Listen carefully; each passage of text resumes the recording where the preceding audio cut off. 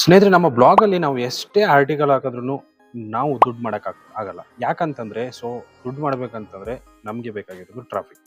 Traffic ಇತ್ತಂದರೆ ಮಾತ್ರ ನಾವು ದುಡ್ಡು ಮಾಡೋಕ್ಕಾಗೋದು.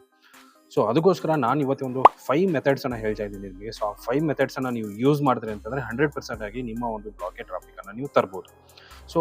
ಆ ಒಂದು 5 ಮೆಥಡ್ಸ್ ಯಾವ್ದು ಏನು ಕಂಪ್ಲೀಟ್ ಎಕ್ಸ್ಪ್ಲೇನ್ ಮಾಡ್ತೀನಿ. ವಿಡಿಯೋನ ಕೊನೆವರೆಗೂ ನೋಡಿ. ಅದೇ ರೀತಿ ಚಾನಲ್ಗೆ ಹೊಸದಾಗಿರೋರು ಸಬ್ಸ್ಕ್ರೈಬ್ ಮಾಡೋದನ್ನು ಮರಿಬೇಡಿ. ಇದೇ ರೀತಿ ಹೆಚ್ಚಿನ ವಿಡಿಯೋಸ್ಗಳು ನಿಮಗೆ ಸಿಗುತ್ತೆ. ಇವಾಗ ಏನಂತಂದರೆ ನಾವು 100% ಆಗಿ ಬ್ಲಾಗನ್ನು ಸೆಟ್ ಮಾಡ್ತೀವಿ, ಆರ್ಟಿಕಲ್ಸ್ನ ಹಾಕ್ತಾ ಹೋಗ್ತೀವಿ. ಗೂಗಲ್ ಆ್ಯಡ್ಸೆನ್ಸ್ ಕೂಡ ಅಪ್ಲೋಡ್ ಸಿಗುತ್ತೆ. ಬಟ್ ಏನಂತಾರೆ, ಗೂಗಲ್ ಆ್ಯಡ್ಸೆನ್ಸ್ ಕಡೆಯಿಂದ ದುಡ್ಡೇ ಮಾಡಲ್ಲ, ಅಂದರೆ ದುಡ್ಡೇ ಬರೋದೇ ಇಲ್ಲ ನಮಗೆ. ಯಾವಾಗ ನೋಡಿದ್ರೂ ನಮ್ಮ ಅನಾಲಿಟಿಕ್ಸಲ್ಲಿ ನೋಡಿದ್ರೂ ಅಷ್ಟೇ 0.5 0.2 ಇದೇ ರೀತಿಯಾಗಿ ನಡೀತಾ ಇರುತ್ತೆ. ಬಟ್ ಏನಂತಂದರೆ ನಾವು ದುಡ್ಡನ್ನು ಜಾಸ್ತಿ ಮಾಡಬೇಕಂತಂದರೆ ನಮಗೇನಿರಬೇಕು, ಟ್ರಾಫಿಕ್ ಇರಬೇಕು. ಟ್ರಾಫಿಕ್ ಇತ್ತಂದರೆ 100% ಆಗಿ ನಾವು ದುಡ್ಡನ್ನು ಮಾಡ್ಬೋದು ಗೂಗಲ್ ಆ್ಯಡ್ಸೆನ್ಸ್ ಕಡೆಯಿಂದ. ಅದಷ್ಟೇ ಅಲ್ಲದೆ ಅಫಿಲಿಯೇಟ್ ಮಾರ್ಕೆಟಿಂಗಿಂದ ಕೂಡ ಮಾಡ್ಬೋದು. ಈ ರೀತಿಯಾಗಿ ನಾವೇನಪ್ಪ ಅಂತಂದರೆ ದುಡ್ಡನ್ನು ಮಾಡ್ಬೋದು. ಬಟ್ ಏನಂದರೆ ಟ್ರಾಫಿಕ್ ಇರಬೇಕು. ಹಾಗಂತಂದರೆ ಆ ಟ್ರಾಫಿಕ್ ಬರಬೇಕಂತಂದರೆ ನಾನು ಕೆಲವೊಂದು ಜಸ್ಟ್ ಸಿಂಪಲ್ ಮೆಥಡ್ಸನ್ನು ಹೇಳ್ತೀನಿ ನಿಮಗೆ.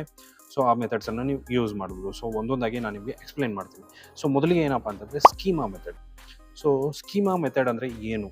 ಇದು ಯಾರಿಗೂ ಗೊತ್ತಿಲ್ಲ. ಕನ್ನಡ ಬ್ಲಾಗರ್ಸ್ಗಳಿಗೂ ತುಂಬ ಒಂದು ಇಂಪಾರ್ಟೆಂಟ್ ಆಗಿರುವಂಥ ಒಂದು ಮೆಥಡ್ ಇದು. ಕೆಲವೊಬ್ಬರಿಗೆ ಗೊತ್ತಿದೆ, ಕೆಲವೊಬ್ಬರಿಗೆ ಗೊತ್ತಿಲ್ಲ. ಸ್ಕೀಮಾ ಮೆಥಡ್ ಅಂದರೆ ಏನಂತಂದರೆ, ನಾವು ಇವಾಗ ಒಂದು ಬ್ಲಾಗನ್ನು ಹಾಕ್ತಾ ಇರ್ತೀವಿ. ಬ್ಲಾಗ್ ಪೋಸ್ಟನ್ನು ಹಾಕ್ತಾ ಇರ್ತೀವಿ ಅಂದ್ಕೊಳ್ಳಿ.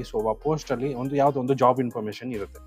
ಆ ಸ್ಕೀಮಾದಲ್ಲಿ ನಾವೇನಪ್ಪ ಅಂತಂದರೆ ಜಾಬ್ ಒಂದು ಸ್ಕೀಮನ್ನು ಹಾಕಿದ್ವಿ ಅಂತಂದರೆ, ಒಂದು ಜಾಬ್ ಪೋಸ್ಟ್ ಒಂದು ಸ್ಕೀಮ ಹಾಕಿದ್ವಿ ಅಂತಂದರೆ 100% ಆಗಿ ನಮಗೆ ಶುರುವಾಗುತ್ತೆ. ಜಾಬ್ ಪೋಸ್ಟಿಂಗ್ ಅಂತ ಹಾಕಬೇಕಾಗುತ್ತೆ ಸ್ಕೀಮನ್ನು. ಸ್ಕೀಮಾ ಎಲ್ಲಿ ಹಾಕೋದು?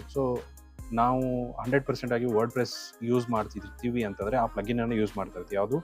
Rank math SEO.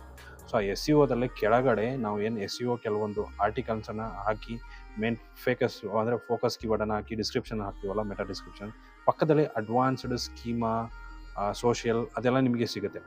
ಅದರಲ್ಲಿ ಸ್ಕೀಮಾ ಅಂತ ಸಿಗುತ್ತೆ. ನೀವು ಇನ್ ಕೇಸ್ ಜಾಬ್ ಪೋಸ್ಟ್ ಹಾಕ್ತಾ ಇದ್ರಪ್ಪ ಅಂತಂದರೆ ಅದರಲ್ಲಿ ಸ್ಕೀಮನ್ನು ನೀವು ಸೆಲೆಕ್ಟ್ ಮಾಡ್ಕೋಬೋದು, ಜಾಬ್ ಪೋಸ್ಟ್. ಅದರಿಂದ ಏನಾಗುತ್ತಪ್ಪ ಅಂತಂದರೆ ನಮ್ಮ ಒಂದು ಬ್ಲಾಗ್ ಏನಾಗುತ್ತೆ, ಆ ಪೋಸ್ಟು ರ್ಯಾಂಕ್ ಆಗೋದಕ್ಕೆ ಶುರುವಾಗುತ್ತೆ. ಅದರಿಂದ ನಮಗೆ 100% ಆಗಿ ಟ್ರಾಫಿಕ್ ಬರೋದಕ್ಕೆ ಶುರುವಾಗುತ್ತೆ. ಇದೊಂದು ಸ್ಕೀಮಾ. ನೆಕ್ಸ್ಟ್ ಏನಪ್ಪ ಅಂತಂದರೆ ಪಿಂಟ್ರೆಸ್ಟ್. ಪಿಂಟ್ರೆಸ್ಟ್ ಒಂದು ವೆಬ್ಸೈಟ್ ನಿಮಗೆ ಗೊತ್ತಿರುತ್ತೆ. ಅದರಿಂದ ನಾವು ಯಾವ ಥರ ಟ್ರಾಫಿಕನ್ನು ತೊಗೊಳ್ಳೋದು. ಪಿಂಟ್ರೆಸ್ಟಲ್ಲಿ ನಿಮಗೆ ಒಂದು ಆಲ್ಮೋಸ್ಟ್ ಅದರ ಒಂದು ಟ್ರಾಫಿಕನ್ನು ಚೆಕ್ ಮಾಡ್ಬೋದು. ಆಲ್ಮೋಸ್ಟ್ 1 ಬಿಲಿಯನ್ ಅಲ್ಲಿ ಟ್ರಾಫಿಕ್ ಇದೆ. ಅದರಲ್ಲಿ ನಮಗೆ ಸ್ವಲ್ಪ ಟ್ರಾಫಿಕ್ ಬರೋ ಥರ ಇತ್ತು ಅಂತಂದರೆ ನಾವು ಯಾಕೆ ಮಾಡ್ಬೋದು? ನಮ್ಮ ಒಂದು ಬ್ಲಾಗ್ ಪೋಸ್ಟಲ್ಲಿ ನಾವು 100% ಆಗಿ ಇಮೇಜಸ್ಗಳನ್ನು ಹಾಕಿರ್ತೀವಿ. ಆ ಇಮೇಜಸ್ಗಳನ್ನು ನಾವು ಆ ಒಂದು ಪಿಂಟ್ರೆಸ್ಟಲ್ಲಿ ಪಿನ್ ಮಾಡೋದ್ರಿಂದ ಏನಾಗುತ್ತೆ, ಅದರಿಂದ ಒಂದು ನಮಗೇನಾಗುತ್ತೆ, ಬೈಬ್ಯಾಕ್ ಒಂದು ಸಿಗುತ್ತೆ. ಅಂತಂದರೆ ಬೈಬ್ಯಾಕ್ ಒಂದು ಟ್ರಾಫಿಕ್ ಸಿಗೋಂಥ ಚಾನ್ಸಸ್ ಇರುತ್ತೆ. ಅದಕ್ಕೋಸ್ಕರ ನಾವೇನು ಮಾಡ್ಬೋದು, ಪಿಂಟ್ರೆಸ್ಟಲ್ಲಿ ಇದು ಪ್ಲಗಿನ್ ಬರುತ್ತೆ, ಅದರದ್ದೇ ಒಂದು ಕ್ರೋಮ್ ಎಕ್ಸ್ಟೆನ್ಷನ್ ಕೂಡ ಬರುತ್ತೆ. ಆ ಕ್ರೋಮ್ ಎಕ್ಸ್ಟೆನ್ಷನ್ ಕೂಡ ಮಾಡಿಕೊಂಡು ನಾವು ಡೈರೆಕ್ಟಾಗಿ ಸೇವ್ ಮಾಡ್ಬೋದು ಅದನ್ನು. ಪಿಂಟ್ರೆಸ್ಟಲ್ಲಿ ಅಕೌಂಟ್ ಕ್ರಿಯೇಟ್ ಮಾಡಿಕೊಂಡು ಡೈರೆಕ್ಟಾಗಿ ಸೇವ್ ಮಾಡ್ಬೋದು. ಇದೊಂದು ಪಿಂಟ್ರೆಸ್ಟ್. ಇದ್ರ ಬಗ್ಗೆ ಕಂಪ್ಲೀಟ್ ನಿಮಗೆ ಅಂತಂದರೆ ಸ್ಕೀಮಾ ಬಗ್ಗೆ ಆಗಿರ್ಬೋದು, ಪಿಂಟ್ರೆಸ್ಟ್ ಬಗ್ಗೆ ಆಗಿರ್ಬೋದು, ಇವಾಗ ಎಷ್ಟು ಒಂದು ಹೇಳ್ತೀನಲ್ಲ ಅಷ್ಟರ ಬಗ್ಗೆ ನಿಮಗೆ ಡೆಡಿಕೇಟೆಡ್ ವಿಡಿಯೋ ಬೇಕಂತಂದರೆ 100% ಆಗಿ ಕಮೆಂಟ್ ಮಾಡಿ, 100% ಆಗಿ ನಾನು ಮಾಡಿಕೊಡ್ತೀನಿ. ಅದೇ ರೀತಿಯಾಗಿ ವಿಡಿಯೋನ ಕೊನೆವರೆಗೂ ನೋಡಿ. ಇಷ್ಟ ಆದರೆ ಒಂದು ಲೈಕ್ ಮಾಡೋದನ್ನು ಮರಿಬೇಡಿ. ನೆಕ್ಸ್ಟ್ ಥರ್ಡ್ ಬರೋದು ಏನಪ್ಪ ಅಂತಂದರೆ ಗೂಗಲ್ ಡಿಸ್ಕವರ್. ಗೂಗಲ್ ಡಿಸ್ಕವರ್ ಒಂದು ಕೂಡ ನಾವು ಸಿಕ್ಕಾಪಟ್ಟೆ ಟ್ರಾಫಿಕನ್ನು ತಗೋಬೋದು. ಬಟ್ ಏನಂತಂದರೆ ಕೆಲವೊಂದು ಟರ್ಮ್ಸ್ ಆ್ಯಂಡ್ ಕಂಡೀಷನ್ಸ್ ಇದೆ, ಪಾಲಿಸೀಸ್ ಇದೆ. ಆ ಪಾಲಿಸೀಸನ್ನು ನಾವು ಫಾಲೋ ಮಾಡಬೇಕಾಗುತ್ತೆ. ಆ ಪಾಲಿಸೀಸ್, ಟರ್ಮ್ಸ್ ಆ್ಯಂಡ್ ಕಂಡೀಷನಲ್ಲಿ ನಮ್ಮ ಒಂದು ಬ್ಲಾಗ್ ಪೋಸ್ಟ್ ಇತ್ತಂದರೆ 100% ಆಗಿ ಡಿಸ್ಕವರಲ್ಲಿ ಹೋಗುತ್ತೆ. ನಾವಾಗೆ ಡಿಸ್ಕವರನ್ನು ಆನ್ ಮಾಡೋದಕ್ಕಾಗಲ್ಲ, ಅದು ಆಟೋಮೆಟಿಕಲಿ ಆನ್ ಆಗಬೇಕು. ಅದಕ್ಕೆ ಏನಿರಬೇಕಪ್ಪ ಅಂದರೆ ನಮ್ಮ ಬ್ಲಾಗ್ ಪೋಸ್ಟ್ ಏನಿರಬೇಕು, ಅದರ ಒಂದು ಟರ್ಮ್ಸ್ ಆ್ಯಂಡ್ ಕಂಡೀಷನ್ಸ್ ಏನಿರುತ್ತಲ್ಲ ಅದರ ಪ್ರಕಾರ ನಮ್ಮ ಒಂದು ಬ್ಲಾಗ್ ಪೋಸ್ಟ್ ಇರಬೇಕು. ಆವಾಗ ಆಗುತ್ತೆ. ಅದೇ ರೀತಿ ವೆಬ್ ಸ್ಟೋರೀಸ್. ವೆಬ್ ಸ್ಟೋರೀಸ್ ಇತ್ತಂತಂದರೆ ನಮ್ಮ ಒಂದು ಬ್ಲಾಗ್ ಅಥವಾ ವೆಬ್ ಸ್ಟೋರೀಸ್ ಏನಿರುತ್ತಲ್ಲ ಅದು 100% ಆಗಿ ಚಾನ್ಸಸ್ ಇರುತ್ತೆ ಡಿಸ್ಕವರಲ್ಲಿ ಹೋಗೋ ಥರ. ಇದೇನಂತಂದರೆ ಡಿಸ್ಕವರ್ ಒಂದು ಇಂಟ್ರೆಸ್ಟ್ ಬೇಸಿಸಲ್ಲಿ ಜನರಿಗೆ ತೋರಿಸುತ್ತೆ. ಅದಕ್ಕೋಸ್ಕರ ವೆಬ್ ಸ್ಟೋರೀಸನ್ನು ಕೂಡ ಕ್ರಿಯೇಟ್ ಮಾಡೋದನ್ನು ಮರಿಬೇಡಿ. ನೆಕ್ಸ್ಟು 4ನೇದು ಬರೋದೇನಪ್ಪ ಅಂದರೆ ಸೋಷಿಯಲ್ ಮೀಡಿಯಾ. ತುಂಬ ಸರಿ ಹೇಳಿದ್ದೀನಿ ನಾನು, ಸೋಷಿಯಲ್ ಮೀಡಿಯಾದಿಂದ ಟ್ರಾಫಿಕ್ ನೀವು ತರ್ಬೋದು ಈಸಿಯಾಗಿ ಅಂತ. ಇನ್ಸ್ಟಾಗ್ರಾಮ್ ಆಗಿರ್ಬೋದು, ಯೂಟ್ಯೂಬ್ ಆಗಿರ್ಬೋದು, ಫೇಸ್ಬುಕ್ ಆಗಿರ್ಬೋದು. ಅದರಿಂದ ನೀವು ಏನಂತಂದರೆ ನಿಮ್ಮ ಒಂದು ಬ್ಲಾಗ್ ಅಥವಾ ಏನೇ ಇದ್ರೂ ನೀವು ಅದಕ್ಕೆ ಟ್ರಾಫಿಕನ್ನು ತರ್ಬೋದು. ಇನ್ಸ್ಟಾಗ್ರಾಮಿಂದ ಈಸಿಯಾಗಿ ತರ್ಬೋದು. ಕೆಲವೊಂದು ರೀಲ್ಸ್ಗಳನ್ನು ಮಾಡಿ ನೀವು ಅಪ್ಲೋಡ್ ಮಾಡ್ತಾ ಹೋದರೆ ಅಂತಂದರೆ 100% ಆಗಿ ನೀವು ತರ್ಬೋದು. ನೆಕ್ಸ್ಟು ಲಾಸ್ಟ್ ಪಾಯಿಂಟ್ ಯಾವುದಪ್ಪ ಅಂತಂದರೆ ವೆಬ್ 2.0.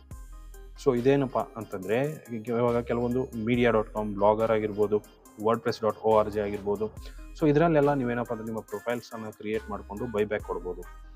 ಅದರಿಂದ ಏನಾಗುತ್ತೆ, ನಿಮ್ಮ ಒಂದು ಬ್ಲಾಗ್ಗೆ ಟ್ರಾಫಿಕ್ ಬರೋ ಚಾನ್ಸಸ್ ಇರುತ್ತೆ. ಅಂತಂದರೆ ಇದೊಂಥರ ಬ್ಯಾಕ್ ಲಿಂಕ್ ಥರ. ಸೊ ಬ್ಯಾಕ್ ಲಿಂಕ್ಸ್ ಕ್ರಿಯೇಟ್ ಮಾಡೋದ್ರಿಂದ ಏನಾಗುತ್ತೆ, ನಿಮಗೆ 100% ಆಗಿ ಬರೋ ಚಾನ್ಸಸ್ ಇರುತ್ತೆ. ಸೊ ಇದೊಂದು 5 ಪಾಯಿಂಟ್ಸ್ಗಳಲ್ಲಿ ನೀವು ಕೆಲಸ ಮಾಡ್ಬೋದು. ಕೆಲಸ ಮಾಡಿ ನಿಮ್ಮ ಒಂದು ಬ್ಲಾಗ್ಗೆ ಟ್ರಾಫಿಕನ್ನು ಬರೋ ಥರ ನೀವು ಮಾಡ್ಬೋದು. ಸೊ ಇದ್ರ ಬಗ್ಗೆ ಕಂಪ್ಲೀಟ್ ವಿಡಿಯೋಸ್ ನಿಮಗೆ ಬೇಕು ಅಂತಂದರೆ ಕಮೆಂಟ್ ಮಾಡಿ, 100% ಆಗಿ ನಾನು ಎಕ್ಸ್ಪ್ಲೇನ್ ಮಾಡಿಬಿಟ್ಟು ಒಂದೊಂದಾಗಿ ನಾನು ಹಾಕ್ತೀನಿ. ಸೊ ಎಷ್ಟು ಇವತ್ತಿನ ವಿಡಿಯೋ ಸ್ನೇಹಿತರೆ, ವಿಡಿಯೋ ಇಷ್ಟ ಆಗಿದೆ ಅಂದ್ಕೊಂಡಿದ್ದೀನಿ. ಲೈಕ್ ಮಾಡಿ, ಶೇರ್ ಮಾಡಿ, ಸಬ್ಸ್ಕ್ರೈಬ್ ಮಾಡೋದನ್ನು ಮರಿಬೇಡಿ. Thank you so much.